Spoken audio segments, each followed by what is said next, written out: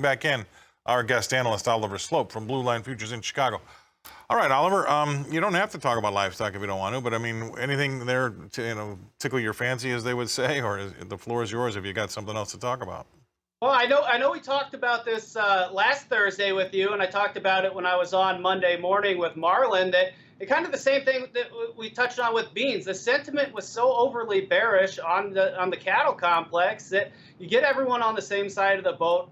If everyone wants to sell, there's no one left to sell, and so you're starting to see a short covering rally take place. And I wouldn't be surprised to see this continue in the live cattle and feeder cattle complex, despite really a lack of change on the fundamental aspect. Now, how much more room to the upside is left in this relief rally? Well, probably not a whole lot. We've had a pretty good run this week, and now we're running up against some technical indicators. We've got the 100-day moving average for November feeder cattle coming in about 161.85. So I wouldn't be surprised to see that be a little bit of a brick wall here as we head into the weekend. And for live cattle, December live cattle, that comes in at about 131. So those are going to be key levels to watch here going forward. As far as the lean hogs go, choppy has presented some great opportunities for traders on both sides of the market here over the last few sessions, but I am a little bit nervous. If we continue to peel back and break below 80, there's a long way to go to get to that September 27th gap, which comes in closer to 77.